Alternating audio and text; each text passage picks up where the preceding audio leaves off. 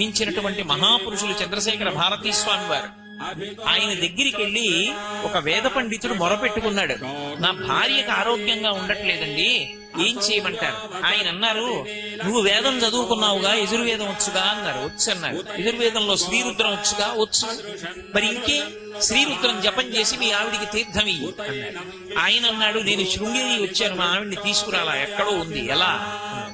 ఏమీ పర్వాలా, రోజు తెల్లవారుగామున స్నానం చేసి తుంగా నది ఒడ్డున కూర్చుని రుద్రాన్ని జపం చేసేసి ఈ రుద్ర జపం అంతా అయిపోయిన తర్వాత ఏతత్ఫలం సర్వం శ్రీ ఉమామహేశ్వర పరబ్రహ్మార్పణమస్త నీళ్లు వదిలేసి అదే తీర్థాన్ని ఉద్ధరిణితో పట్టుకుని మీ ఆవిడ పుచ్చుకుంటోందని భావన చేసి ఒక ఆకులో 3 మాటలు విధులుపెట్టు.